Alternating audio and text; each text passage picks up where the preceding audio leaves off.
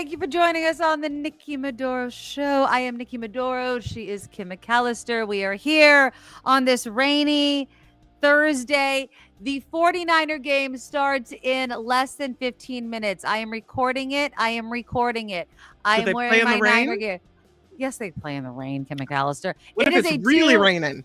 I mean, what if it's raining so hard? They don't care. They play in the snow. But it's a do or die game. They played on Sunday. They kicked ass. But it's do or die. Like, we need to win this game to be in the playoffs. This is not our year. I mean, I'm faithful to the end. Don't text me. Do not put it in the chat. I'm recording the game. I'm going to watch it after we get off air. If you're watching this on replay, obviously we know how it turned out. But if you're watching it live right now, I don't care. I don't want to know. It's recording. But I got my Niners on. Tickets, if you guys want to rush over to Levi's Stadium, I think the most expensive, I'm talking 50-yard line tickets, are like $500. So, like, it's going to rain. Nobody wants to sit and watch the Niners take on the Rams. But yeah, go Niners. Very, very excited about it. And also, you guys, click the thumbs up button to support the show. We really appreciate it. Of course, our Patreon is on. The Super Chat is always live if you want to throw the show a couple bucks, because we are 100% crowdfunded. And of course, it's cocktails and news. I have my cocktail. My heavy is working, but I do not have a delicious cocktail because Kim McAllister has her fancy schmancy. What are you drinking today? Today, you see, I have my pineapple, my palm tree cup. Hawaii, yeah. And I'm drinking a pina colada in the rain here in the North Bay. You know, it's like you're always on vacation in the Kim McAllister household. Right. But you did you go to like book club or something and had a delicious we had book club. Drink? We had book club this week. Yeah. I love that you do a book club, by the way. I just love that. The book was really good too. And it was a holiday theme. We did like a gift exchange. Right. And my sister brought Christmas cocktails. And I am telling you, I'm not that big of a drinker. I am now. Not until we start doing cocktails and news. Let's just pause. It's turning into a boozer. I turned her into quite the at least once a week drinker. You're welcome. You peer pressured me into it. What are we in high school? So my sister comes armed with this internet list of cocktails and gives us choices, and she makes us all these Christmas cocktails. We were boozed up and drunk by the end of it. But the best cocktail that I've ever had in my life. This is saying a lot. I have to speak quietly because I don't want my husband to think that I don't love put the it in the colada roster. We'll put it in the roster. It's okay. He makes great cocktails. This is called a gingerbread martini. That looks all right. Delicious. And it's got Kahlua and cream. It's got vodka. She made this simple syrup, which with the addition of cloves and cinnamon and some other spices. Ooh. And then she put one of these gingerbread cookies. I think she got it from Trader Joe's, that has white chocolate on the back. Yum. And then she crushed up some gingerbread and put it all around the outside of the glass. And then she put whipped cream on it, topped with chocolate. And gingerbread. I'm telling you, we all looked at each other after taking the first sip. It was super boozy and so good. And the thing about it was, you could see the little gingerbread guy sitting in there. I love it. He ends up slipping down. So you can see him sinking. He becomes a floater, right? He's getting sloshed hanging out in that cup. He goes swimming. And by the end of this thing, this guy, there he is, he's sinking down. By the time you get to the bottom of this cocktail, this gingerbread cookie has absorbed all of this booze. And so you take a bite of it and it's like, I don't know, not really crunchy anymore, just a tiny bit of crunch. Yeah. And it's soaked with booze. My best friend was licking the glass. It was so good. This thing is the most amazing cocktail. I took like 1 million pictures of it because it was so delicious. It's anyway. And then that's a delicious, yummy holiday drink. Your friend will hopefully text you back the recipe again. So maybe we'll have it by the end of the show so we can maybe share it. But I love holiday drinks like that. Do you like eggnog? Are you an holiday eggnog drinker? My mom insists that she makes the best eggnog, and I've always tasted it. She makes it? She makes it. Yeah. She makes eggnog. Interesting. Are you talking about the eggnog that comes in the carton? Well, I've never known anybody to make eggnog, so Oh, yes. yeah, my mom makes eggnog, like the boozy kind. I don't know of any other kind except getting eggnog and putting booze in it, so Oh, so my son loves the eggnog without the booze in it, just out of the Oh. carton. But no, the Mm. real eggnog is made like in a punch bowl kind of Mm. situation. Yeah, so I've my mom never makes eggnog. I yeah, no, I just get the Not my carton, I put some jam. booze in it, and I drink it. Yeah, I Yeah. guess I've drank eggnog straight, yeah, without the booze in it, but May then I put booze in it. That's how I drink it. maybe maybe because of you, my tastes have changed and I'll actually like the eggnog this year. We'll There you see. go. You should try a Mm, boozy eggnog. I know I went to so last weekend, I've had a very busy weekend since we last spoke. So mm, last Thursday we had the show, and then that weekend I flew to Southern California and saw Megan Maroney, the country artist, with my right. daughter and one of her best friends. By the way, went to San Diego, Oceanside, actually, area, and went to the new Front Wave Arena. Oh, 7,500 people capacity, person mhm. capacity. Really great arena. It is, it's for the G League basketball. I don't know. I'm not a basketball watcher. So I guess it's like the minor league for the baseball, but it's Okay. for basketball. Okay. So What's the name of it? 7,500 Front Wave Arena. It's only been open for a couple of months. Very nice venue, very clean. Uh, there's not a bad seat in the place because it's not very big. Megan Maroney, country star, very cute, very adorable, very good concert. Loved it. Flew home. It was very easy peasy. I'm telling you, speaking of booze, this is the way to go, by the way. It's like an hour-long flight from San Jose to Long Beach, right? Or yeah, to fly into San Diego, not Long Beach, to San Diego. An hour and like 5 minutes. So we're on Southwest. I don't care if it's an hour. I'm getting a cocktail on the airplane. I don't care. So I'm sitting there. There's the arena. Yeah, it's That's Front really small. Wave, yeah. That's what the grass. Mhm, So steward, the flight attendant comes by and they're like taking your drink order. mhm. And I'm like, I want a wild turkey and Coke. That's my cocktail, right? And so, but by the time they come around and bring me my drink, we're like a half hour out. And she's like, oh, we've already started the descent. It's on us because they're not going to take my credit card. So that's a little trick for you guys to know if you're on a very short flight on Southwest, you might get a free cocktail. But here's the thing, they made it for me. Normally, they'll give you the can and the bottle, and you can kind of make your cocktail. Mhm. They made it for me in the back, and they made it strong. Like normally, I'll do a little Coke, little Coke. They weren't They must fooling have poured around. the whole bottle in and they just filled it up with Coke. And it was so strong, but I didn't want to not drink it. And I have a half an hour to pound this thing back. And I don't want to throw any of it out because I felt bad because they were, covering it for me. So I'm sitting here trying to pound this drink. And don't worry, I wasn't driving. The other mom that went was renting a car and driving us. So no worries there. But yeah, so that was a nice little way to start my vacation. Free drink on Southwest. And it was a very easy trip. Loved it. Came back, hour there, hour back, no hiccups. Came back. And then last night, I am not a lightweight. How dare you, sir? How dare you? There's just one beverage. I'm just saying. And then last night I went to the SAP Center with my daughter, my best friend, and her daughter, and saw Billie Eilish. Oh. Oh my God. I am telling you, that young lady can sing, and Mhm. she is gorgeous. I am telling you, if you haven't seen Billie Eilish in person, that just goes to show, you just don't need, she's just a gorgeous, beautiful singer. And it was an amazing show. My daughter and her best friend could not have screamed more at the top of their lungs. And if you want to talk about cocktails that are over, there is a jet flying over my house right now. Wow. I'm Okay. sorry. There is a huge jet flying over my house right now. I am so sorry. Is it scary? Like scary Yes, sounding? that is like, oh my God. Wow. I'm sorry that I'm so distracted, but that is extremely loud. We couldn't hear it. I I know, but couldn't you hear couldn't it. hear it? What was Mm-mm. that? Anyway, sorry. I'm so distracted. That sounded like I was at the Blue Angels right now. That low Wow. sounded Yeah. like it was over. I apologize. I That's absolutely crazy. apologize.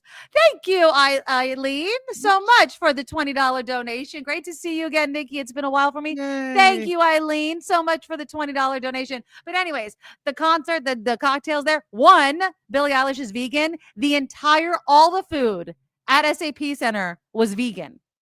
From the chicken nuggets to the pizza to the ice cream.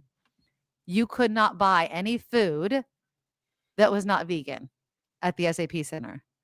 All of it was vegan. So, Interesting. Eileen says it's the Jets for the flyover. That makes sense. I was like, what is going on? I didn't know they were doing a flyover. Do they always do that? Possibly, but that makes sense. I was like, what is going on? Thank you. You're under attack. That makes really sense. Thank you. I was like, what is going on right now? But that absolutely. Thank you. SJ Lola, you do live by me. Thank you. I was just like, what is going on? It's not just me. Thank you. I thought I was losing my effing mind right now. Thank you. There is an answer for that. The game's about to start. By the way, do not spoil it for me. I don't want any updates. Anyways, but yeah, the cocktails there. She had some sort of signature cocktail that was $38. I was like, not paying for that. But yeah, It was a great show. I loved it. I've had a great week. And one more week of school next week. And then I'm on Christmas break from school. And OMG, what a day today. I earned my health clerk stripes today. How so? God. Well, I guess I didn't. I guess I don't know if did you get puked on? Almost. This poor girl. She comes into my office. She says, I have a migraine. I go, okay, I'll call your mom. I don't understand kids. I don't know where their mind goes a little bit because they're children. And so I have to share the front office and my office because people go on lunch. She's in my office that has a bathroom. She's sitting next to the bathroom. Right. There's nobody in the bathroom. This poor child. I don't know if she was trying to get me to tell me something. I'd already called her mom, told her that her mom was on the way. She stands up and there's a hallway between my office, and then the front of the front part of the school office, right? The front. She just stands in the hallway and me and this other lady are just like watching her walk to us. And she just like exorcist. And both of us look and we're just like, poor girly. And then she's like looking at me and I'm like, just go back to the bathroom. But then we can't like let anybody in the hallway because it's, clean up on aisle 4. You know what I mean? And so there's kids in my office that are like screaming. And then there's other kids that want to go to my office, and I'm like, sorry, you can't. I felt so, but she felt so much better. Like when you just let it all out. You just got to get it out. Yep. And she's like laughing in the office again. And then I was like, you're still going home though, kiddo. Sorry. Ever since we came home from Disneyland, it's been a series of people vomiting at my house. Oh yeah. Last time, how's so the little guy? Julia was sick, and then she was better, and now she's sick again. But she has a concert to perform in tonight, and it's part of her final grade, so she's got to go and perform. And then Jacob was sick for a couple of days this week. Right. Now he's okay. Then yesterday my husband got sick. Right. So far, I've employed excellent hand washing techniques in my taking care of all these people, and I am the last to fall. So fingers crossed I don't get it. Hey, if I don't get it, you don't get it. I mean, I literally every time somebody picks up my phone to call their parents, I grab a hand wipe. I wipe the receiver. I have my Clorox wipes right here. Yes. I got it. I'm like, this is not rude. I just don't want what you get. Look at me in my office. I mean? I have my mask and my Clorox wipes. Exactly. I'm like, stay the hell up. And I got the flu. Or some hot Thousand Island dressing. Ew, no, gross. What did he say? Oh, this is what he says every time someone has to puke. He says, "Do you want a dirty ashtray filled with pork sandwiches?" Oh, he's trying to make somebody vomit even more. Yeah, he's fine. Yeah, that's hilarious. Yeah. Sorry about that. He feels at least he feels comfortable enough to come in and do that when you're on the air. Exactly. That's so funny. Eeyore, you need to listen to more Billie Eilish. She does have some whispering songs, but she's a very powerful voice. You need to listen to more. She has some really, really great songs that are not. She has some whispery songs, but some very powerful songs. She is amazing. Anyways, I have a question for you, a concert-related teenage girl question. Oh, yeah. Lay it on me. So last night, I was talking to Julia, and she said that one of her friends went to the Billie Eilish concert with her mom. Yes. And I said, "Oh, that's nice." She said they always go to concerts together. She always goes to Yeah. concerts with her mom Yeah. and not her friends. Don't you think that's a little weird? And I said, "Well, I would think that you would rather go with a friend, but Mhm. maybe that's their thing. That's what they do together." She's like, "I just think it's weird that you'd probably want to go to concerts with your friend, not your mom." She's like, "No offense. None taken." Right.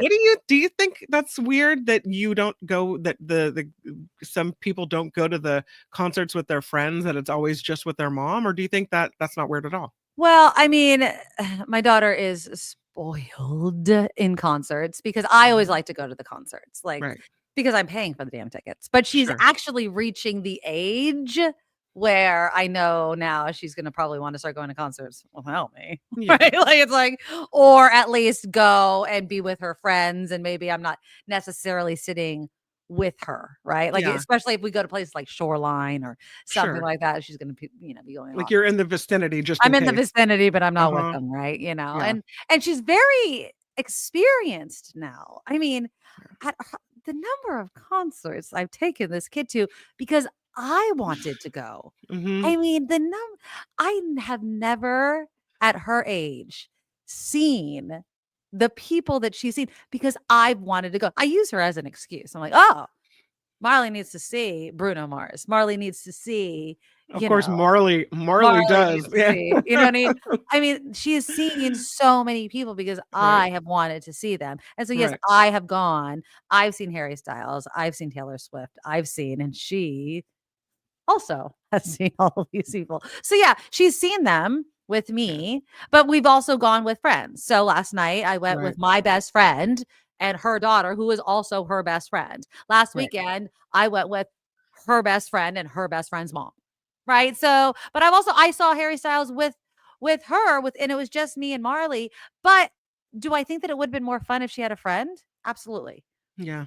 It would have been way more fun if Yeah. she had a friend with her. Because believe me, all you hear is them screaming the songs. Like, Yeah. I'm not gonna scream the songs. I mean, I will with some songs, right? But, like, they wanna take these videos of them screaming certain lyrics. It's Mhm. so funny, you know? So they want those moments, they wanna share it on social media, blah, blah, blah. And Yeah. so that's the thing that they do at their age. They don't wanna do it Sure. with mom. They like every time I'm recording myself, they're like, "Stop recording," you know? I'm not cool. I'm I'm cool enough to buy the tickets, so I'm not cool enough to record with, you know? So that's it. SJ Um, Lil, I love you. Thank yeah. you, thank you, thank you. Oh, raise a glass to my dad who passed away on Monday. He was brilliant. SJ Yeah. Lola. To your dad. Yeah. Oh, to your dad. I didn't know him, but to him. Oh, It's always hard, especially when I mean, it's hard even if you know it's coming, but when right. it's sudden like that, I mean, it's almost less excruciating emotionally because you're not, you know, Mm. on pins and needles or taking care of someone who, Oh, you're seeing get sicker and sicker and before your eyes, but it's still, I guess no matter how it happens, it's hard. It's just no, I so can't hard. imagine. I can't Yeah. imagine. I just can't. SJ Lola, my Sending heart you goes big out to love. you. Yeah, sending so much love to you. And one more cheers to your dad and to you and to you. Mm. I'm really drinking this one fast. Oh, it's gonna be a fun show with Kim. All right. Thanks a lot, SJ Lola. You. Oh. Okay, well, we do have politics and all sorts of things to talk about. Since the last time we talked, of course, we found out that it's Mr. Luigi Magione. Am I saying it right? Luigi. Magione. Magione, right? I keep putting an N in there. It's Magione. Mangione, who had apparently, like we suspected, right? He had a health issue that led to him shooting the United Healthcare CEO. Now everything we talked about last week, of course, basically holds up, right? All the things we suspected held up. So we don't need to rehash that. But what I did want to talk about is kind of the reading of the room a little bit more. Insofar as there was one clip that really stuck out to me, and it was You're frozen, it appears. You're frozen in time. Well, as we work to get Nikki back from the land of freezing. Oh, Are you okay. back? Sorry. Oh, yeah. I'm like, can you hear me? I don't know if you guys Yeah, can hear now me. you're back. Now Okay, I was okay. going to show a picture of shirtless Luigi. So you're lucky you came back just in time.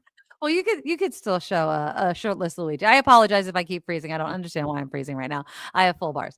Okay. Ooh, okay. There he is. That's actually the picture my coworker. I don't know if she has it on the phone.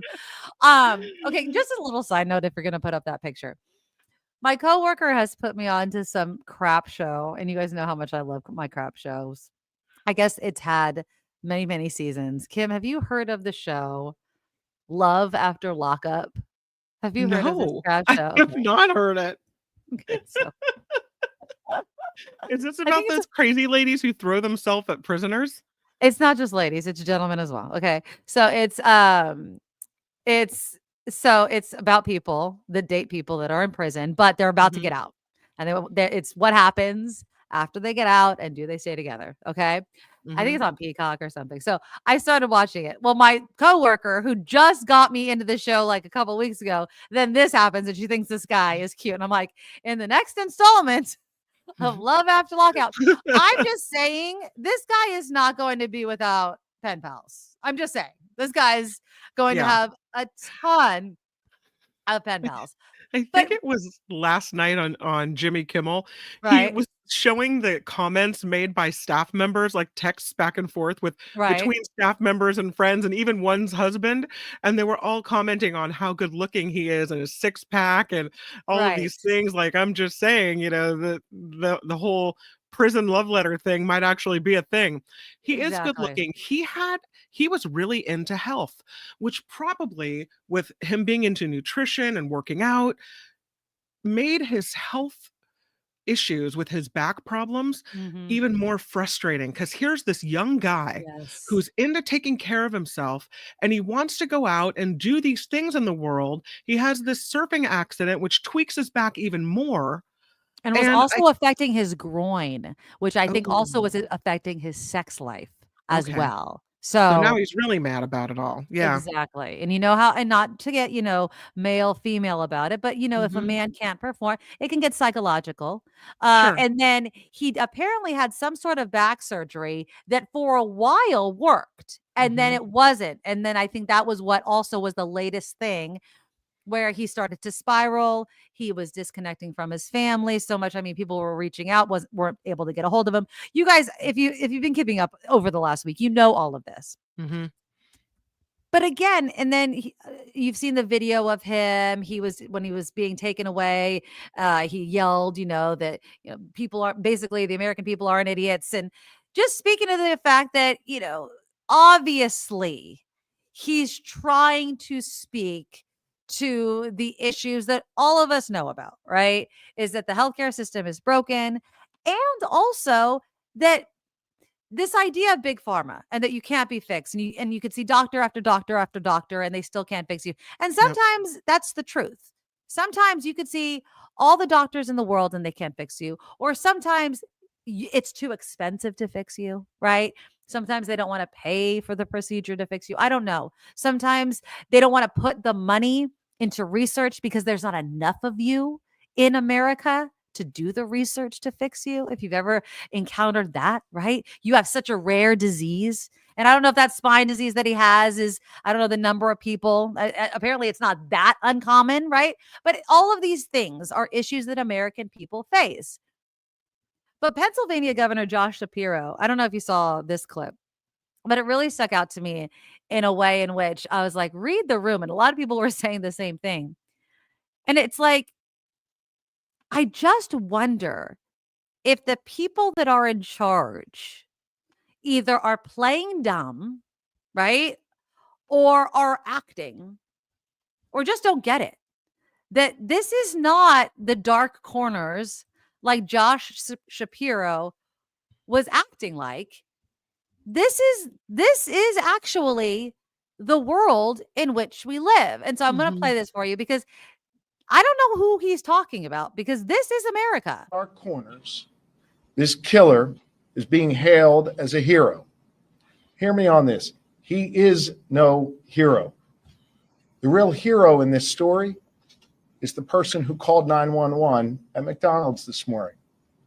The real heroes every day in our society are the women and men who put on uniforms like these and go out in our communities to keep us safe. This killer was not a hero. He should not be hailed. Now, I'm not saying that he's a hero. Okay. I'm not saying I would never use the term hero. But for Josh Shapiro to say in some dark corners, this guy is being praised, it's not in dark corners, Mr. Shapiro. It's not in dark corners. And I'm not saying that to be as if I'm praising the guy. I'm calling out Shapiro for being willfully ignorant. Like, what are you talking about? Why are you trying to ignore what is a very obvious issue that right now has become just so on the forefront that the American people are literally, what I would say, shamelessly praising and celebrating something as awful as the death of somebody, right? To walking up to someone and shooting them in the back. It's a horrible, horrific murder. Thing. And people aren't even ashamed of saying, yeah, it's bad, but, you know what I mean? It's that ... And that's bad. I guess I can see feeling both ways at once, where you look at the crime and go, that's awful, and you don't condone the violence in any way, shape, or form, but yet you look at someone like Senator Elizabeth Warren and what she had to say about this. And what she said is, this shows you can only push people so far. Right. And exactly. I agree with that. Now, should we expect us all to go out and kill someone because our claims are being denied? Absolutely not. No, I'm absolutely not condoning the violence, but can you see though how people are paying so much for healthcare? I've had multiple listeners, viewers say, I'm paying, thousands of dollars a month for medication that's not covered, or I have to have surgery that's not covered, and I need this, and I have this healthcare, and I'm not getting the help I need. So people are angry. And when this happened, it's like it opened a wound, and everything seeped out. The truth seeped out about how frustrated and angry people are about this. Maybe, and I think it was dealt with the wrong way when you talk about why Trump won the election. He's just another billionaire who's not on your side. He's never going to do anything to help you. And so if that's why people voted for him, because they were angry about the economy and poverty and being frustrated about their situation, that wasn't the right way to go. However, maybe both things are a symptom of the frustration people feel with why this system is allowed to to rob people, right? To take their money and give them nothing back. Well, and I'm so glad that you brought up Trump, who is basically appointing some of the richest people in positions of power. You think that the richest people in the world understand what it feels like? Do you really think that these people understand what it feels like to not be able to afford a surgery? To not be able to afford to make a decision between paying rent or paying for a surgery, paying for healthcare or paying to keep the lights on, right? Like having to make those kinds of decisions. Alexandria Ocasio-Cortez, I'm going to play a little clip of her because she's talking about just what we're talking about, that violence isn't justified. And in the same breath, when she's giving this interview, she also says, the first time that I was able to get healthcare was when I was elected. Think about that.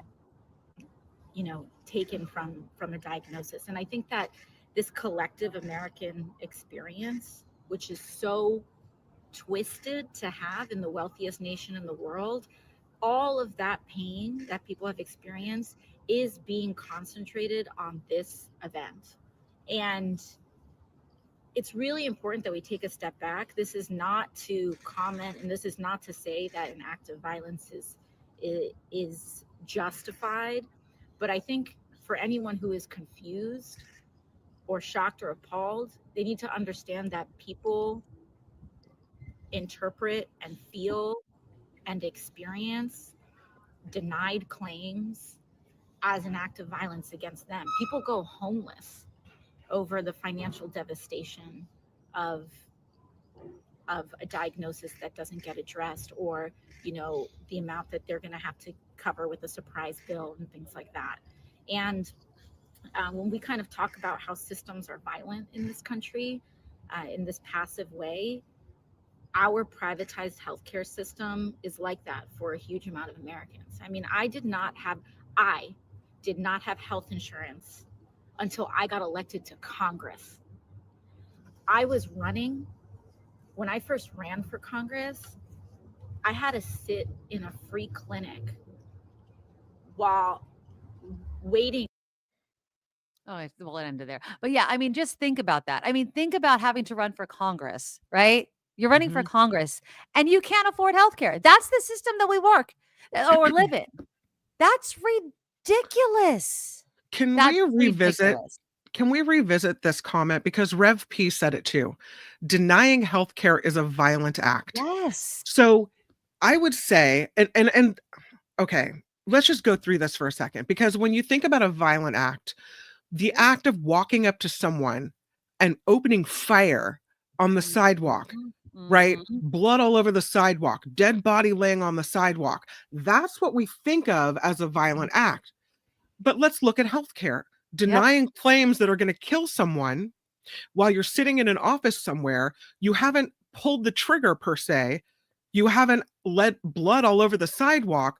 But you've murdered somebody, kind of, right? Well, yes, but legally and within the system. But does that make it morally right or ethical? And would you say that denying healthcare is a violent act or an unethical act? What's more correct? Well, who gets to decide what's ethical and unethical? I mean, just because we've deemed, denying healthcare or denying a procedure, oh, well, that's just, part of the healthcare system. Right. But then, putting a bullet in a gun and shooting someone, well, that's a crime. These are made up systems within the human race that we have just made up. Right? Well, we just make these things up. We set our rules. So what do we think? I mean, do we think denying healthcare is an act of violence? Yes. Says, here, sir, your policy says that heart surgery isn't covered. So I guess that means you'll be dead tomorrow. Thank you. Is that an act of violence, or is that an act of supreme an ethical and moral lack of compass, which I think is different than an act of violence, not in a way that's any less serious, but semantically and how we categorize these acts.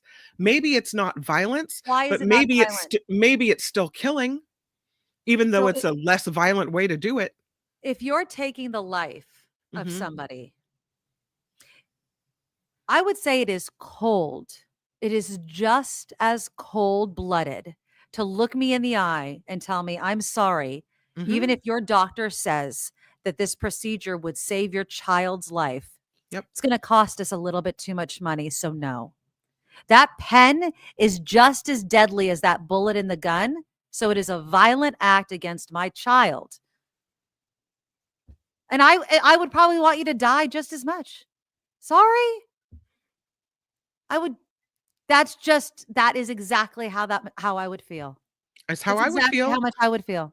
And I don't condone murder, but I'm telling you, if someone said, I'm sorry, you've paid your premiums and you have this health care, but your child is denied this life-saving surgery, I would be out of my mind. Absolutely. But I think it's an interesting question. It's an interesting kind of, thought process to go down what exactly is a violent act, and does this rise to the level of the denial of a claim, rising to that same level, like comparing the two different types of acts. I don't know if I can get to the act. I get to the it's wrong. I get to it's the same outcome, that someone's going to die in the end, likely. But the word violence to me means this kind of bloody end where you are, participating in the stabbing and the pulling of the trigger, in the pushing someone off a bridge, and however it happens. And that's a little bit different. I feel like it's the difference between like blue collar jobs and white collar, It's all like the white semantics. collar crime. You know what I mean? Like, Yeah. it's like, oh, it's just Yeah. dressed up pretty for us, but it's still the same BS, right? Right. It's like, no, you've still taken somebody's life. You might Mhm. have done it in a fancy suit in a high-rise freaking building, but you still took my kid's life, right? You still took my dad's life or my Mhm. wife's life or whatever. You still killed them, Yeah. right? And you might have done it with a fancy suit on, with your little, Rolex on, but my family member still Mhm. died because you wanted to save some money. You Exactly. might have just, someone might have died because they wanted money, Mhm. right? That person might have been robbed because they wanted money. The end was the same, the reason was the same, but because that person wanted it for drugs, that's why they wanted the money, and you wanted it because you wanted your friggin' bonus. Mhm. Reasons were the same, but because you did it because you're fancy and that person wasn't as much, all of a sudden one's more ethical, one's less violent. I don't know. That one seems worse in a way because you got to go home to your mansion and your high rise in the sky, and you have no comprehension of the lives that people live, you know? And Yep. nobody judges you for it. It's I Mhm. don't know. I actually get angrier for Well, it, you and know? you look at and again, not condoning murder, but you look at Luigi Magione, who allegedly killed one person, Mhm. and you look at Mr. Thompson, Brian Thompson. Mhm.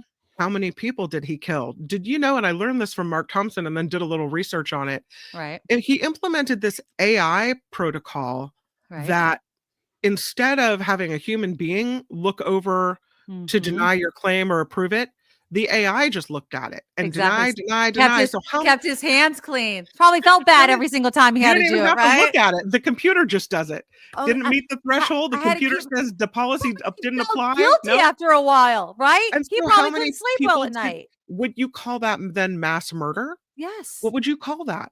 In some of these cases, the person may not have been able to be helped. So denying the claim, while cold-hearted, probably if you're going to pay a claim where the person is, there's really not going to be a chance of saving them, it might make sense. But if a doctor says the procedure is necessary, it's necessary.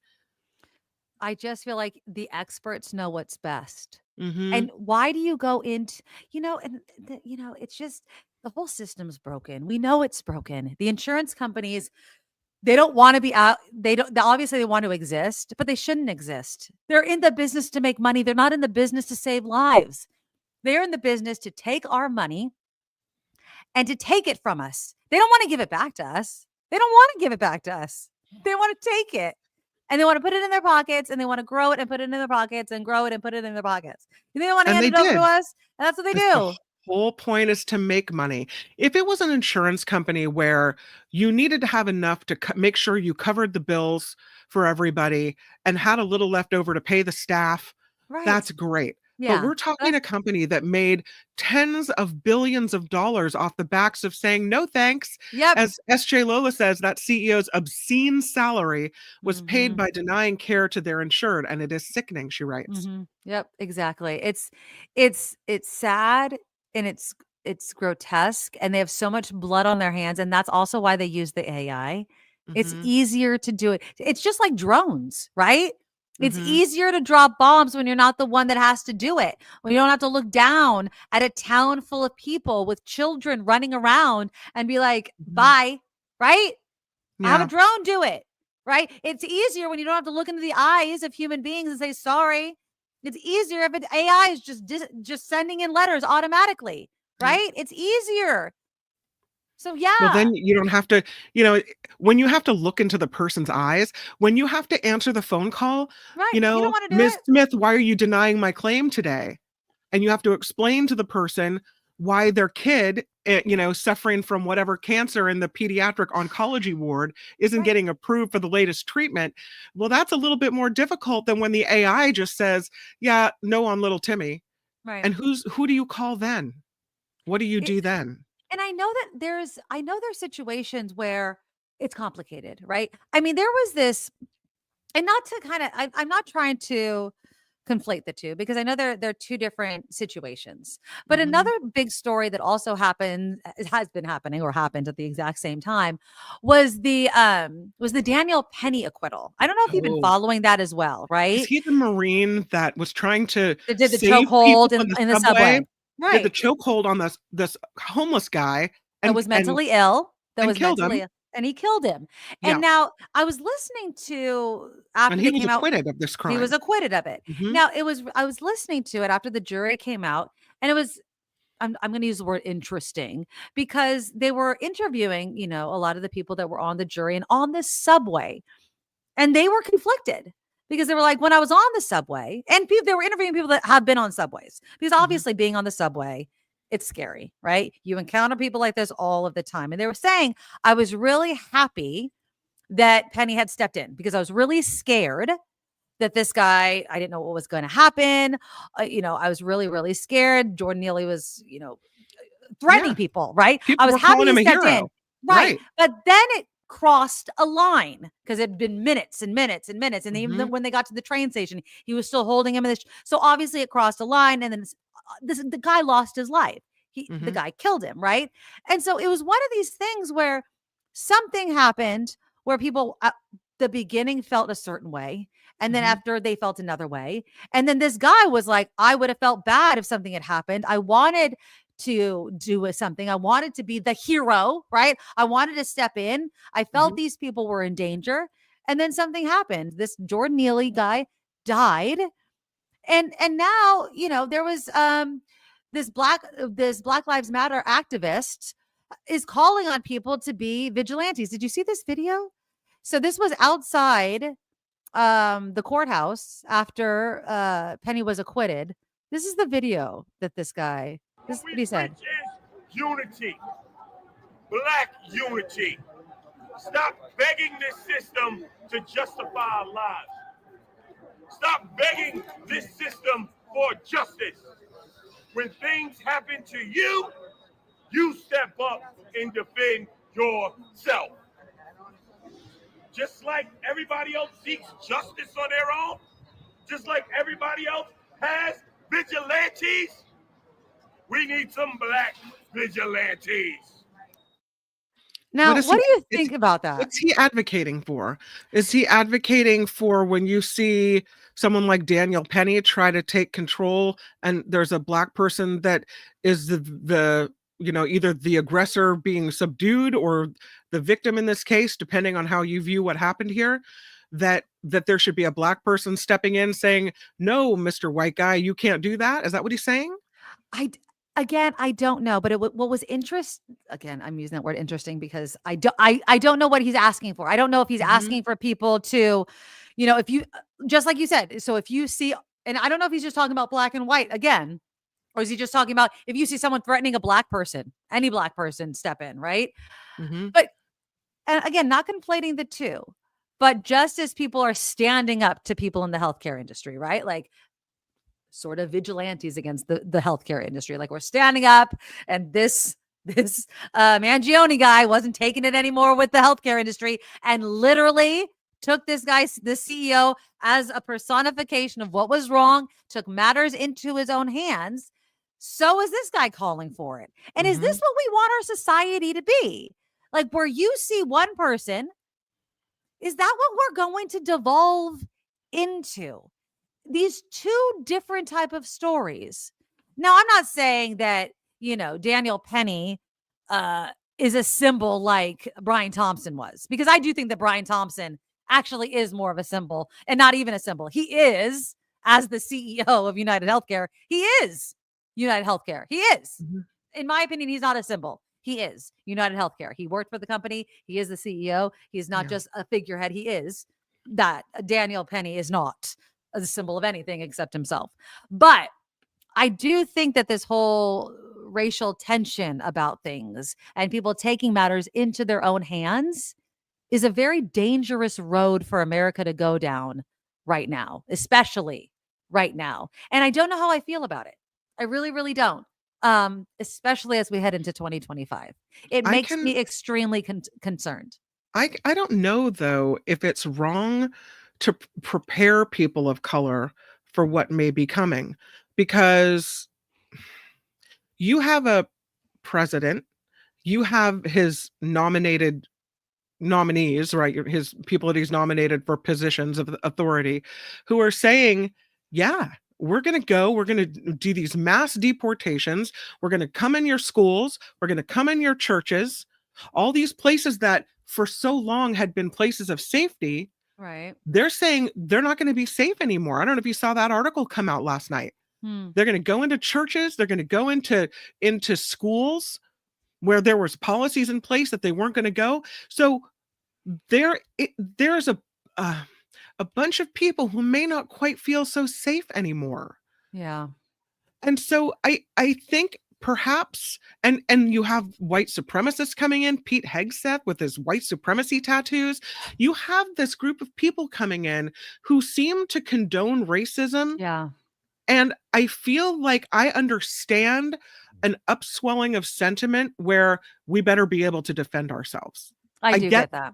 I get that. I mean, if that's what this is, then I understand why, right? I understand why, but then the response to it concerns me. Like, how do we respond at a time where, it's the eating the dogs and cats, it's the mass deportations, it's still obviously the racial tensions between whites, blacks, police, civilians, all these sorts of things, and being an advocate, and also the multicultural makeup of Americans all over the place, right? Like, I don't want to have to choose sides, if that makes sense. You know what I mean? Like, I don't want to have to, culturally, with ethnicity, all those sorts of things, choose a side necessarily just because we are all such a politically, I can choose a side. I'm not talking about that, but within our race and our culture and all of that, I don't know how we do that without totally dismantling the fabric of what it means to be America. Does that make sense? Yeah, totally. How do we do that without doing what I feel like these kind of white supremacist people are looking for us to do, right? They want the chaos. They want us to break down. They want that to happen. They thrive in the chaos, right? It requires chaos for them to step in and fill that void, right? So if you break it down, then they step in. And I just don't I don't want to live there. You know what I mean? I just don't want to live there. And I don't know how to fight it while also, protecting the people that I care about, including myself, right? Including my own mental health and not living in that reality. And it's really frightening. Especially, I'm just looking at something right now, JD Vance with, his wife. Like, how do people are married to people that literally are the personification of what these people don't even want in their country. It boggles my mind. I don't even understand how the words come out of some of these people's minds. And also, Time Magazine can kiss my ass. Like, the fact that they made Donald Trump of the year, like, seriously. Well, I was talking to Michael Schur about this, who's a journalist and a political analyst, and he was saying that it's not that he's the man of the year, it's that he's the newsmaker of the year, right?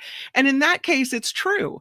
He did make news. It's an historic comeback and turnaround to get elected a second time after being, shut down, or sorry, not shut down. Because after losing the last time, right? Self-fulfilling prophecy. It's literally a self-fulfilling prophecy. Can we not stop talking about him so we can't stop talking about him? It sucks so effing much. It drives me crazy. He's Times Person of the Year because we keep making him the Person of the Year. It's like, stop talking about the stupid MFer and we can stop talking about him. Like, remember the stories that he had this manufactured picture of himself as Times Man of the Year? Well, at least now he gets to replace that in the frame with the real he's the man of the year.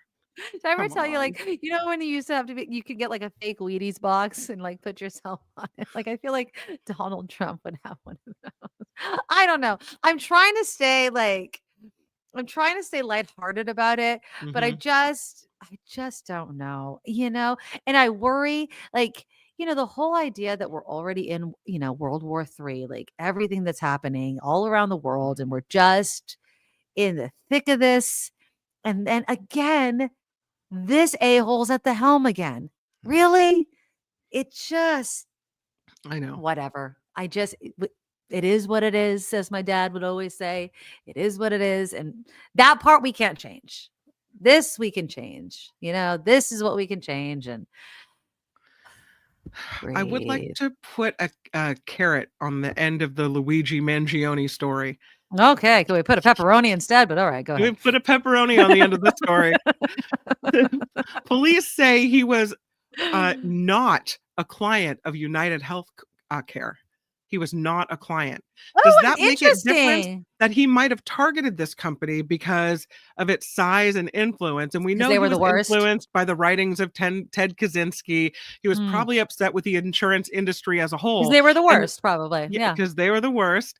And yeah, he had prior knowledge of United Healthcare, that they were holding their annual investor conference, but he was not. They say they have no indication he was ever a client of United Healthcare. But he does make mention that it's the 5th largest corporation in America. I thought it was the 4th, which would make it the largest healthcare organization in America. So the police are saying that's probably why he targeted that company. Does that make it different?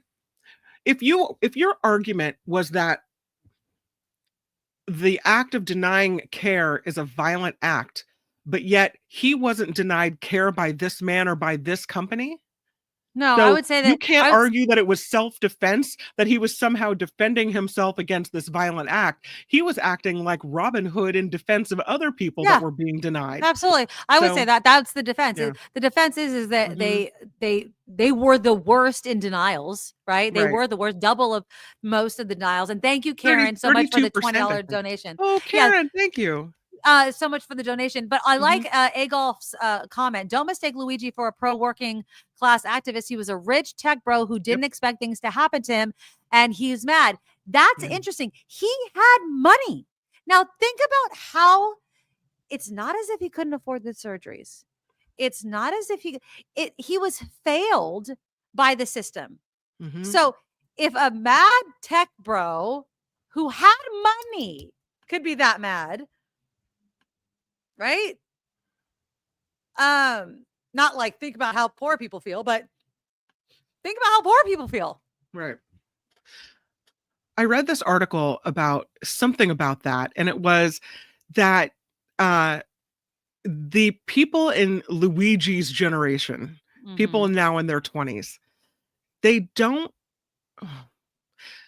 The article was saying that Mm. these folks somehow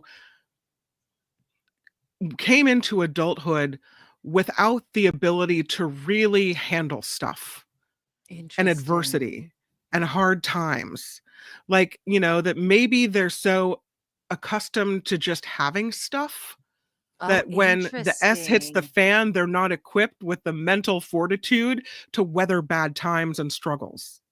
Ooh, that's Yeah. interesting. Yeah. It's so interesting that you bring that up right now because I'm gonna do a little side story right now. Mhm. So my daughter's having a bit of an issue at school, Okay. and I'm not gonna go too into it because whatever. But I'm making her handle it on her own. It's with the teacher. Ooh. But it's not a big deal. But I'm not Mhm. stepping in. Sure. I believe in like conflict resolution is a skill that you Mhm. have to work on, right? That's right. And if you don't, if mommy steps in, and believe me, Mhm. this mom loves stepping in. Like Yeah. I'm like, oh, Our I'm a natural good email writer. inclination I'm a the good email writer. I'm like, and I will step in after a yeah. while. Our natural inclination is to try to fix it. But I've taught her. I'm like, but I will handle her. You know what I mean? Mhm. Like I'm the one that she gets exhausted with, and I'm like, handle it, handle it. And she gets aggravated. I'm like, did you talk to this person? Did you talk to this person? And she even tells me, she's like, I've got it, I've got it, I've got it. Because if you don't teach these children and they are, Mhm. to go talk to that person. Okay, you have to go. If you haven't talked to that person, then go talk to that person. That's what you need to do. Like, you Yeah. need to learn how to go to the person that you need to talk to Mhm. and figure it out. And if that person's not going to help you, then who's the next person that's going to help you? Who's the Yeah. next person that's going to help you? Because you need to have the conversation. You need to have the awkward conversation, right? Mhm. And then also find advocates, right? Okay, so if that person's an a-hole, like, okay, who's the person that's going to help you out, right? Find the next person that's going to, if you don't feel comfortable, find your tribe that's going to help you, right? So Yeah. that's because that's how you can resolve conflicts. Now, hopefully this whole thing will work out. I don't know if it's going to, but I don't know what's up with Mangione's generation, but this daughter at least is going to be part of a generation that needs to learn how to have conversation face to face, like look people in the eye. You know what I mean? Mhm. So we need to, I hope that it's not that way. I hope that these little social media videos that you see on Instagram of people being like, sorry, I can't come into work today because I'm just too stressed, is just a joke. Because that sure as hell is not how I'm raising my children to be. You know what I'm saying? Like, get off your ass. Go to Yeah. work. Go to work. Just go to work because But you when need to you make look at money. him and you look at this guy who grew up in a wealthy family, who had every opportunity, who went to the prep school, who went to Exactly. the Ivy League school, who got a master's degree, who was an engineer, who was incredibly smart, and Had everything. probably had Everything. everything handed to him. And so again, when the S hit the fan, had no idea how to cope. Well, but it also seems like he also was part of a lot of clubs. Like, it seemed like he was very active. Mhm. And again, sometimes I feel like kids are overly scheduled. It did seem like he was part of like a lot of clubs. When did he work? When did he struggle? When did Mhm. he, like, where was his, He volunteered at when his did he, grandfather's old folks home. yeah, but when did he work in a Mhm. restaurant? I'm telling you, everybody should work in a restaurant. I am sorry. Everybody should work in the service industry. I don't care. I don't care if it's Baskin and Robbins. I don't care if it's, you should work in the service industry. I'm going to have my children at some point work in the service industry. You should have to serve other people at some point in your young life. I firmly believe that, Mhm. so that you realize that you're not above people. You know what Yeah. I mean? Like, it's important for you to just be taken down 12,000 notches on Yeah. the daily. Like, it's important. It is important. It's an important skill to learn. And then to go back in the back and talk mad shit about people and then go back and smile and get a tip. You know what I mean? Like, it's an important Uh-huh. skill to learn. It just is. It just is. Like, you need to learn just how the world works. It's Mhm. fine. Like, I just feel like the service industry teaches you a lot about how the world works. That's why. That's why, It's Vicky. true. The service Um, industry teaches you how the world works. Not that this is directly related, but since we're Mhm. sharing stories about kids, Mm. let me tell you that Jacob got in trouble yesterday. Oh, Busted. and getting in trouble in the McAllister house is getting in trouble in the McAllister house. He got in trouble at school, but he got in more trouble at home for getting in trouble at school. Exactly. So he was told by the principal, the acting principal, don't linger in the multi-use room because there's no adult supervision in there. You got to come out and be where all the other kids are. But he Okay. gravitates toward the multi because there's a piano in there. Okay. Oh, And he wants okay. to go play the piano, but there's no grown up in there. So he's not supposed to be in there. And he knows this and he was told this twice. What does he Oh, do? He goes into the multi-use room and he lifts up the arm on the piano okay. and plays his little music. And then he's going to close it, and a screw falls out, and the arm breaks, and the piano breaks. Shoot. And so he goes and tells Oh. someone, and then they send him to the office, and he goes to tell the office, listen, I broke the piano. I'm really At sorry. least he's honest. At least he was honest. This is an upgrade in behavior. And Right. so then, because usually he's trying to like cover it up because he doesn't want to get in trouble. I swear to So God. he's honest about it. But now we think, okay, we got to tell the school we're going to pay for the piano to be fixed, whatever the cost is. And then Jacob and I sat down last night and talked about how he needed to have a punishment because even though he struggles with impulse control, clearly, he it doesn't mean that he doesn't have to follow the rules. I had him write an apology note to the principal, and I asked her to give him a penalty at school. So he was going to have to listen to this, my little negotiator.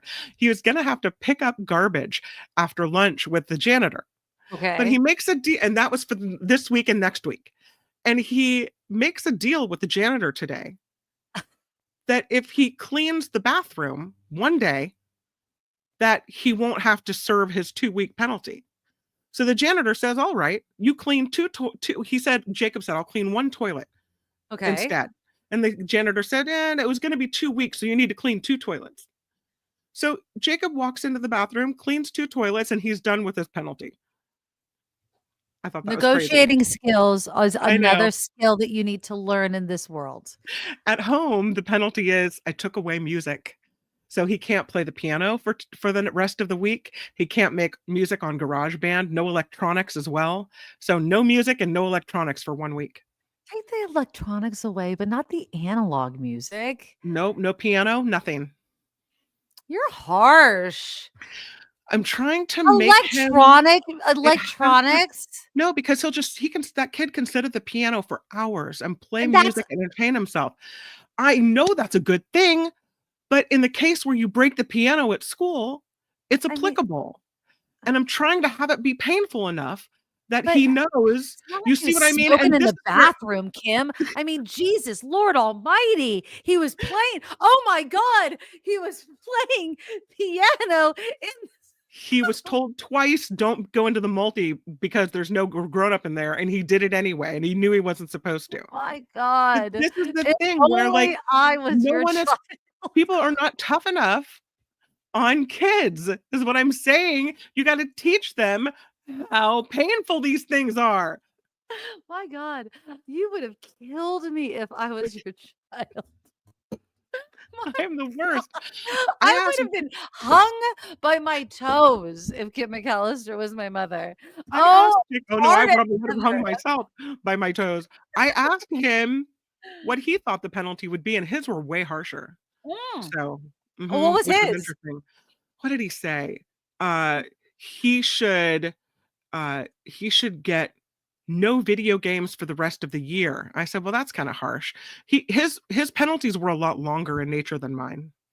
So well, that's really awesome. I mean, I would have let my kids still play the piano, like at home, but I would have taken away all the electronics. No, I mean, I just feel like the actual piano is such like a good thing, but I get it. Your kids, that's like such their joy. So one time he gave a kid, I don't know what you call it now, and this is totally politically incorrect, and my apologies.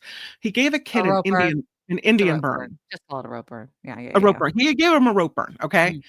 And the office called. This is when he was like in 2nd grade. Yeah. And he knew he wasn't supposed to lay hands on another child at school. So do you remember this? I kept him home and I homeschooled him the next day. And this is after the pandemic, which was, not pleasant. I do remember this. Yeah. And I was the worst. Like I was yelling at him at the kitchen table, like work faster, work hard. Like I made it the most miserable awful day ever. And at the end of the day, I said, do you want this every day? And he's like, no. I go, you want me to? Because I'll be your teacher and we'll go through this every single day. If you have one other incident of laying your hands on a child at school, this is how your life will be. Wow. And I'll allow you to have a second chance this time. But if you break this deal again of not laying your hands on another child, and he's like, 7 years old at this point? But guess what? Never touched another kid at school. There you go. That's really good. I mean, I don't know if he doesn't do it again. Like maybe I'm the worst mother in the world. No, you're not. You do follow through with your punishments. Exactly. And maybe different kids need a different approach. Right? And if he was the kid that everyone just kind of gave him whatever he needed and he never faced any consequences, he'd grow up to be a completely different adult. Yeah. I'm I don't know. Like my punishments are way softer too. Vicky. Mine are like I'm a softer mother. She probably thinks I'm the worst. Mine are just more the same. Like mine are just always electronics. Like mine are just always electronics. Sure. But my kids don't really. My kids' interests are just basically electronics. They don't play. They that's pretty much just always the thing. So or Well, going out or you're going out. supposed to find the things they care about the most, right? That's Yeah. what makes the most impact. Yes, exactly. Mhm. And it's very much that's it. So yeah. But to each their own. And I think you're an excellent mother. You have great kids, obviously. So there you go. You know what I mean? Maybe they'll So grow up and they'll think I'm the meanest mom that ever lived. no, And never, they never, won't come to never. my funeral because they'll hate me so much. No, ever, never, But you know never, what? never, They're gonna never. be great people. No, So exactly. At least they won't, they're never gonna grow up to be like P. Diddy or anything like that. Oh my God. Did you see the Jay-Z thing? Did you see that Jay-Z got brought into that whole P. Diddy thing as well? Oh I my saw goodness. that. Yeah, Did it's you really see that? gross. Did you also see that that he's fighting back on that? And what do you think about his move that he's like you should file criminal charges instead of a civil one? Do you think that that makes him look more innocent or more guilty? Would you do the same thing? Because part of me is I like, don't know if I would or not. Yeah. because because part of me is like, one that makes me think, okay, well maybe that's a smart move. Mhm. Right? So if you guys don't know what I'm talking about, like what, 2 or 3 days ago, Jay-Z was named in this civil suit by the Busby attorney that's behind the P. Diddy thing, saying that Jay-Z and Sean Diddy Combs allegedly sexually assaulted a 13-year-old girl like way back in the day, like during the MTV Video Music Awards, okay? But it's a civil lawsuit. It's not a criminal one. And so Jay-Z came out and says, if you're going to sue me for this and it's that horrific, you should sue me criminally, right?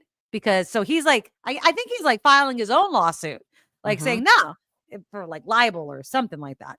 And he's like, no, he's like, if you're going to do it. Now, I think that that's kind of smart on on his part. Like, no. And like, but he's saying my daughter, what, Blue Ivy? Mhm. She's old, like old enough to like read all this stuff. He's like, Yeah. you are scarring my child that's old enough to read this. Yeah. I can't imagine. We have teenagers. I can't imagine So I guess my kid reading something like that. the Like, the reason to say something like this is to bring up the point to the alleged victim. Are you looking for a payday right, or are you looking for justice? And if right, you're looking for justice, bring the proof and right. charge me because I'm Yeah, so confident that I'm innocent that yeah. I would rather face criminal charges. This is such a heinous crime that if you think I did this, let's really go find Let's out. take it. And I think that it's Mhm. smart. Well, and I'm using this in quotes because I think it's obviously horrendous because it's going to be hard to prove, right? I mean, it Mhm. was so long ago to have evidence of it. Although, I mean, apparently Diddy had tapes of everything. So I don't know if Jay-Z should be throwing all of his, you know, cards on the table with this because there might be evidence. And Busby might have known that Jay-Z might pull this card and be like he might be playing chess and JC thinks he's playing checkers, but who knows? But anyways, I just brought that up because that was like on my list of things to talk about. But I think that's crazy. I guess him, Jay-Z, Beyonce, and Blue Ivy went to some sort of event like the next day.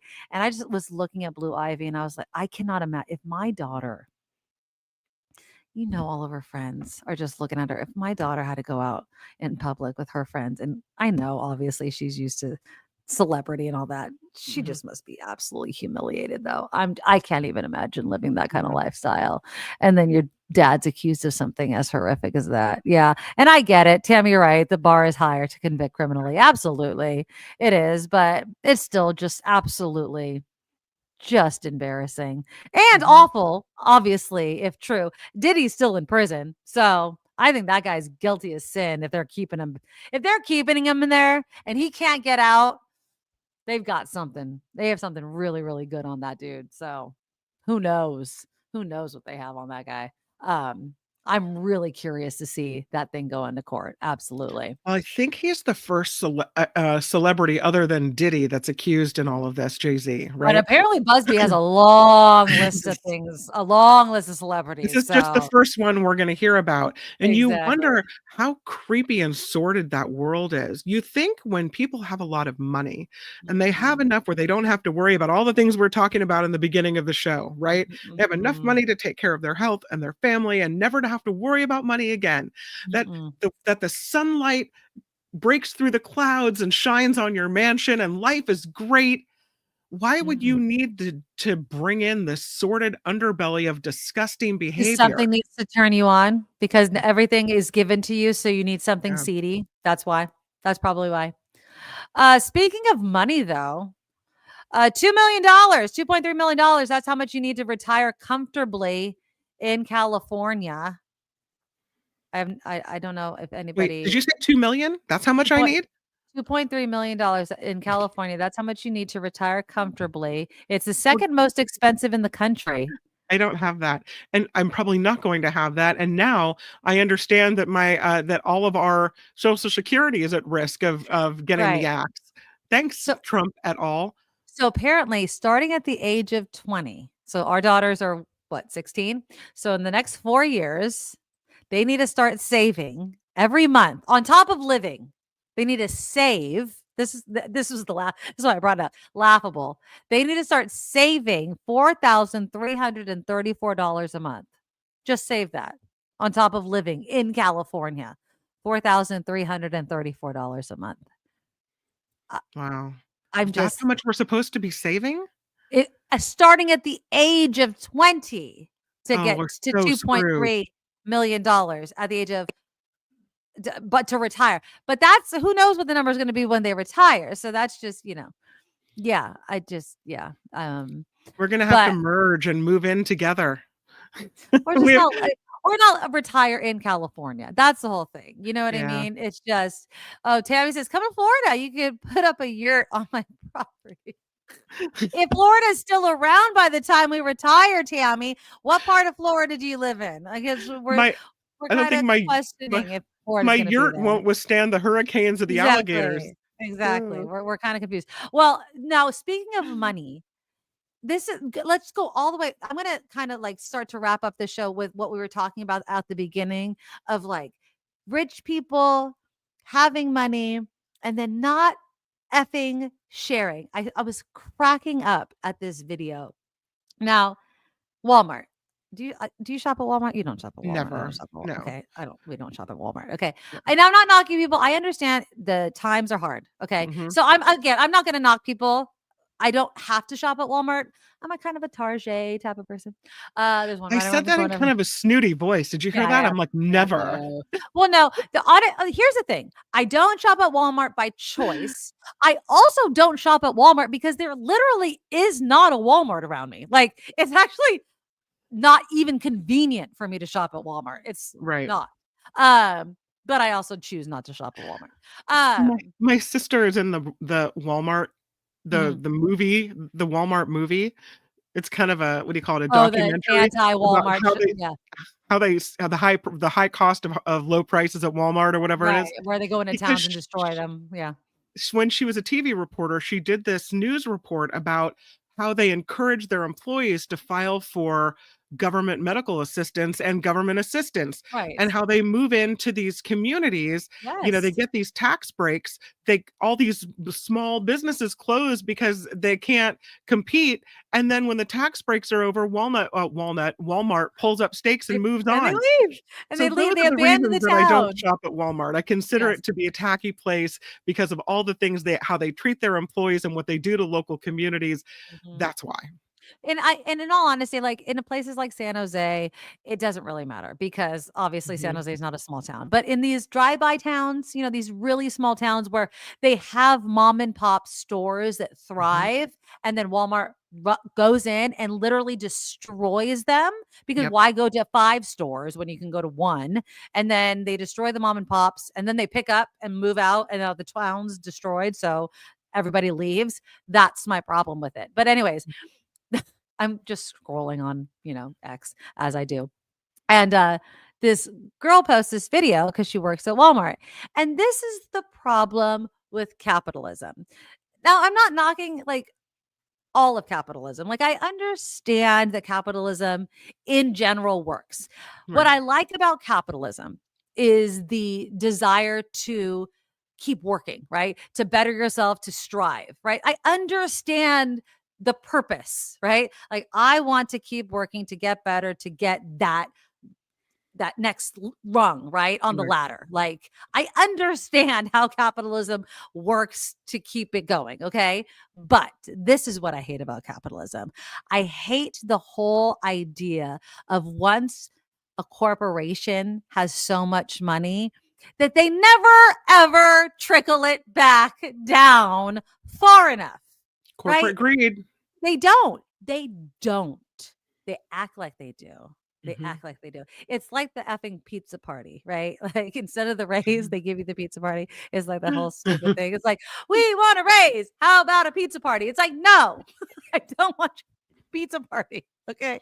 Like, So the guy that worked at, like, was it Burger King for something like 50 years? like his And whole when he's life. finally going to retire, he's like 85 or something, and they give him a bag full of merch, like a Yes. Burger King button and a t-shirt and a mug. It's like, Yeah, exactly. It's like, happy wait, 50 what? years. I've shown up every day, Yeah. never called in sick. Yeah. Exactly. It's like, what are you talking about? And it's because they had no idea. It's because you were just a line. Like, there was no thought, no care, no nothing. So this is the lady who works at Walmart, and I was totally cracking up. So you're telling me we work for you, aka Walmart, okay? And this is all we getting for Christmas? This is it? $1 billion company, and this is all we getting? Okay, it's just a white box, right? It says, thank you for all that you do. Happy holidays from the market team. From the market team. Are you guys listening? We talking about the big folks. The big folks that actually run this shit, okay? All right. Now, this is about to upset some people. I don't know about y'all, but it did to me.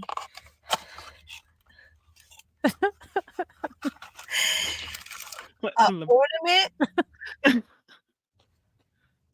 It don't even match my tree, so technically it's not even going anywhere. A candy cane and 3 pieces of chocolate. This is all we getting? Nah. Walmart gotta do better. Cause baby, what is this? You ain't even give me candy. I got candy at home. I mean, I'm grateful. I'm very, very, very thankful for the thought. But come on now. We talking about $1 billion company. Thank you. Come on now. At least put a gift card. At least put a $5 bill. Y'all gotta do better. Cause this ain't making half of our coworkers happy. Okay. You know how many coworkers came out to me already? It's like, damn, this is all we getting. All we getting. You'd be surprised. I can't believe this. I can. I totally hilarious. can. And that's the thing. It's like, they're $1 billion company, and they can afford it, but they don't want to. They don't want to factor it in. They would much rather, like, they could factor it in. They could be like, at the end of the year, we're going to be that company. We're going to be that company that takes care of all of our employees. They can make headlines for it, but they don't want to be that company. They don't care. It sucks. Liz says they use the money for bonuses for CEOs. John Slade says, I hope she still has a job. That's the thing about making one of these videos. But I mean, maybe you don't care about your Walmart job. Maybe she's at the end and she's ready to check out. You're what? She's going to lose the ornament? Like, you want your ornament back? Remember the year that Cumulus gave us all turkeys for Christmas? It was a coupon. A coupon for it was a coupon for a turkey. Yeah. See, Tammy thinks that's nice. I thought, really? You get it? I mean, I remember I started at KGO and I met Jennifer Hodges. I just worked at the South Bay Bureau, and she was showing me all the watch. I missed all the good years at KGO. I was not there for the good years at KGO. And yeah, I just missed it. So I never experienced the good years at KGO ever. Yeah, I was there for the good years. I was It was never there for the good very, years. very good. They used to have the best holiday parties. Ever. John says, give them like a $500 bonus. Yes. Yeah. Ugh, I never. I used to work at KLIV, which was a very small station in San Jose, and they took care of you. And it was very small. They used to give Fung Lum was a Chinese restaurant in San Jose. Mm-hmm. They made this salted crab dish to die for. Oh, they closed. But Bob Keeve loved them. They were a big like they advertised on the station. Sure. And they used to have the Christmas party, and we all used to get gift cards. And he gave I think he gave us like $50 or $100 to this restaurant. I mean, significant. Now, mind you, we were not a very big station, but oh yes, Eileen, you remember Fung Lum. It was so good. And I remember they were closing and I had this gift certificate. My husband and I went. I'm telling you, we bought just the two of us. We had a table full of we kept ordering food because they were closing. And I'm like, and they're like, more? And I was like, all of it. Just took it all home for takeout. Oh, it was so good. It was so good. But yeah. And then I remember I had just started there and they gave some sort of buyout for, because they had sold one of their sister stations. And I got a part of it. I had just started working there. I think they gave me, I think it was a couple $100 because I just started. I got a percentage of it. And I had just started. It was enough for me to buy, I think I needed a dryer, a washer dryer. I needed a dryer. Nice. It was enough for me to buy my dryer. I'll never forget that. That was somebody that gave a crap about their employees. Bob Keeve, rest in peace. The guy, I swear to God, he looked the same age from the moment I met him to the moment he died. He was a spry old guy, but he looked the exact same age. Greatest, nicest guy ever. He was so nice. But yeah. Jim, thank you so much for the $5 donation. Jim says, remember company picnics back in the old days? That was really fun. Yeah. Oh, yeah. Oh, and he's going to the Metallica benefit concert tomorrow night, hosted by Jimmy Kimmel. They have raised $3 million for charity over the past 4 years. Way to go. Thank you, Louise. Thank you, Louise. Where is that happening? Probably Southern California. Oh, I'm jealous. I love Metallica. Sandy remembers Fung Lum. Yeah, Fung Lum. They were, I miss them. They were such a great restaurant. Totally remember them. They were so good. But yeah, those gone are the days sometimes. Yeah. I mean, I'm not saying completely, but there were companies that would just really take care of their employees. And I feel like companies that would do that, the employees wanted to stay. They wouldn't leave and they would stay to the bitter end. They would stay for the holidays. If something was happening, they were there for you. And if you had something going on or if times were tough, they would be there for you. Nowadays, like that chick that was in the car making the Walmart video, the reason why she didn't give a crap is because she knows that the company doesn't give a crap. Jim says, my company rented Marine World when they were in Redwood City for the whole day. Everything was free. Remember when they used to rent out Great America and things like that? Yeah, gone are the days for that. Oh, it's at YouTube Theater next to SoFi tomorrow. That's really cool. Tammy says, the Jelly of the Month Club is no more. Now it's one jar of jelly. Yeah. Sandy says that's exactly it, Nikki. Companies used to want long-term employees, so they took care of them. Now they want to treat employees like they're disposable. Right? Gone are the days of the gold watch, right? You spend 50 years with the company. Now people bounce. They bounce from company to company to company. And it sucks, You're on mute, Kim. But yeah, it just, Sorry. They just don't. I muted myself when I sneezed. Oh, Jim says they also, they rented Frontier Village. I used to have a company. I think my dad worked for a company that rented Frontier Village. Yeah. Yeah. IBM, going to IBM Day at Frontier Village. Yeah, Great Mhm. America on the Boardwalk. That's so funny. Yeah, it's just so funny. Okay, so Christmas is around the corner. Who's done Mhm. with Christmas shopping? Are you done with Christmas shopping? I'm working on it. I have finished with the children. My husband Oh, is not done. Yeah. Well, Marley, the concerts are pretty much her Christmas present. I yeah. mean, I've got like some stocking stuffers, but I mean, give me a break, girlfriend. My son, he's pretty much done. My husband is the worst person to shop for in the whole entire world. And then it's just like extended nieces and nephews. Like they're the worst. I don't freaking know what to get them. And then like coworkers, like speaking of like work people, like I have to get my secret Santa gift for some coworkers. I don't know. I'm Mm, done wrapped except for two. Dang, Tammy, you're ahead of the game. yeah. I have no idea what to get people. My God. No idea at all what to get people. But yeah, I'm just you can get apparently a California will help you pay for an e-bike this Christmas. You can get the e-bike incentive project. You can help Huh. get an e-bike. So look that up. You have what? You have 6 days. So look up California e-bike incentive project. I put that on my notes. Interesting. It's launched by the California Air Resources Project. They'll give you up to $2,000 towards the purchase of an e-bike. So if you're looking to get an e-bike, California will help you buy it. So My there you husband and I don't usually get each other things.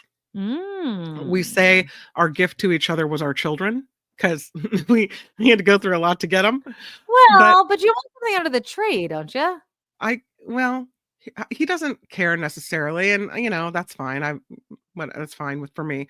But this year I did buy him something, and I hope he's Oh, not listening right now. But yes. I kept Go. seeing those. Is he? God, he's going to be like, "Why'd you buy me anything?" I kept seeing these advertisements for the dude robe. Have you seen these? I have seen those. I I actually got. want one for myself. I know. So I got him a dude robe, and I got a percentage off, like a Black Friday coupon. And Yeah. I got him a dude robe, so I hope he I likes it. really like the dude robe. I Yeah. actually want one for myself because I think that the way it's made is Yeah. genius. I really do. I like Yeah. the dude. I do.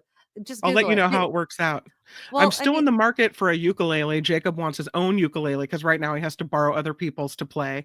really And in your household? well, Wow. my husband has ukuleles, but he's like very don't touch my instrument kind of guy because Jacob will leave them on the Ah. floor and then the dog will step on them. So I think it's time for his own ukulele. So that's fine. Okay. And Yeah. he's asked for a ukulele, but both of my kids want big fluffy blankets this year. Yeah, I How mean, easy is that? that's Yeah. easy. So yeah, I've Mhm. gotten some warm things is Yeah. kind of a theme this year. Yeah. And then my son, I've gotten him some things. My husband is so difficult. He's very, very difficult. So I'm still on the hunt for him. I've gotten one thing for one of my nieces, two of my other nieces, actually four of my other nieces, and then I have another nephew that I still need to shop for. And then my parents, my aunt, like, and it's all fallen on Mhm. Of like course it my is. brain is supposed to Yeah. be figuring out something for people. But we're also hosting Christmas Eve. So I kind of feel like that's my gift to the in-laws Sure. and the parents. So I'm Mhm. kind of like, can that just be it? And we can play games and love each other and give big kisses and hugs. And I'm hoping Perfect. that's enough. So I'm like, right? Sometimes too much stuff. I mean, I look around and it's not that it's great stuff, but it's just I would just clutter rather and just like stuff. hang out and like, hey, Yeah. why don't you just bring a appetizer and a game and we could just like hang out because I don't need Yep. any more crap. I'm literally trying to downsize. Like, please do not bring more stuff over to my house. You know Please. what helped me out a lot last year? I Mm. bought Otrio last year. Was the Yes. Nikki's favorite things list. Have you made one this Yes. year? No, I haven't. I'm trying to purge. If you guys have any ideas for things to bring on the trip, but I will look for things. I actually have one thing. Okay. And it's just a wrapping paper cutter, but that was the only thing that I was going to put on my list of favorite things thing because I was about to buy it. But that's it. I'm really not trying to buy stuff because Right. it's all about my trip next summer. I'm really Mhm. trying to be the year of not buying stuff. Yep. I'm really trying to not buy a lot of stuff because I'm actually trying to read more. I'm trying to do books. I'm trying to buy has anyone heard of the big ass calendar? Has anyone heard of the big ass calendar? No. If anybody hears of the big ass calendar, I'm doing the big ass calendar this year. And if anybody has done it, please reach out to me if it's worked for you. So I'm doing the big ass calendar. I'll put that on my notes and we'll talk about it next week because I'm doing the big ass calendar for 2025. I'm very excited about it because it all has to do with my trip and planning my year. So I'm doing that next year. But yeah, it's all about experiences, and not stuff. So that's my whole thing. So that's my idea. Did you Google it? Yeah. Okay. I'm a big ass calendar. What is So that? we'll talk about that. Yeah, we'll talk about that next week. Yeah, that's it. So we'll talk about the big ass calendar next week. It's another thing that you could probably just do on your own, but I'm gonna get that because it's gonna keep me on track. So I'm gonna talk about that. It's like a BBL. Where do you put I am it? absolutely That's in my enormous. room. Yeah, it's big and it's a big ass calendar. That's why it is. It's expensive, but I put it on my Christmas list. It's a thing, but it basically helps you plan your year. You don't need to buy something like that. You could totally do it on your phone. $50 for a giant calendar? Yeah, A but dry erase calendar? yeah, it's a gimmick. It's a gimmick. But I'm going on a road trip with my children and my husband for 3 weeks. Okay. We are going to an amusement park. We are going on a concert. We're going to Kentucky to see my sister-in-law. I am doing it because my daughter is going to be 16 and is probably not going to go on a trip when she's 17.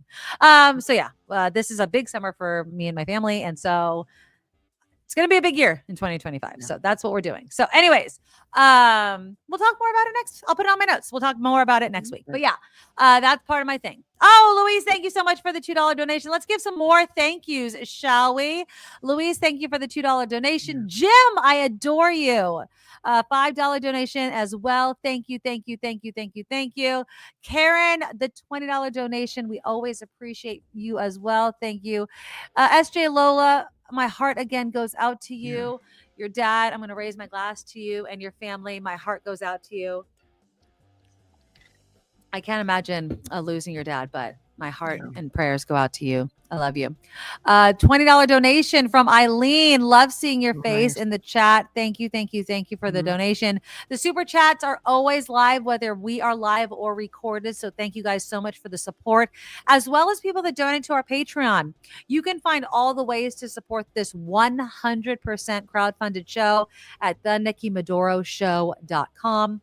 thenikkimadoroshow.com. You can see it right there at the ticker down below. We do have a sponsor, though, that sponsors this show, and a portion of the donations also go to support a skate park in Jamaica. Auntie Tabby's Island Flavor Barbecue Sauce. It's guava flavored. It's absolutely delicious. Just go to auntietabbys.com and use our coupon code. It's Nick Kim, Nikkim, Nikkim. You get 10% off every single time you order. The guava barbecue sauce is absolutely delicious, and it's authentic. Auntie Tabby's Island Flavor. She's from Jamaica. Get your bottle, and it is delicious on chicken, on any types of meat and fish. auntietabbys.com. All right. Join us tomorrow. Yes. I do want to tell you another asterisk I'm putting on something. Remember the gingerbread martini? Uh-huh. Oh, you have the recipe. Just emailed the recipe and the directions. Okay. It's not, it's long. So if anyone's interested, because there's an ingredients page, then there's a how to mix it page. So if anyone's interested in the recipe to make for the holidays, please email me. It's kim@theafterparty.live, kim@theafterparty.live. And you should be subscribing to the afterparty.live anyway, right? I will absolutely, and I will also message it to you so that you have it if someone emails you for the information. Right. And we'll get it out there. If you email it to me, I can also put it in this show description as well. So just email it to me and I can add it to the description as well. Okay. Like it. Perfect. And thumbs up to the show. Okay. So we'll be back here next Thursday for cocktails, news, big ass calendar talk, all sorts of things. I love you guys. Thank you so much for being here. We will talk to you tomorrow at this time. Take care of each other. Hopefully, I'm going to go watch the Niners and we win this game. If we don't, that's okay. I love my Niners. All right. Love you. Bye. Bye, everybody. Nikki, you're all so awesome. You're proud. like a beautiful blossom. You're also the best. I really can't rest. You're all so awesome. Wow. Okay.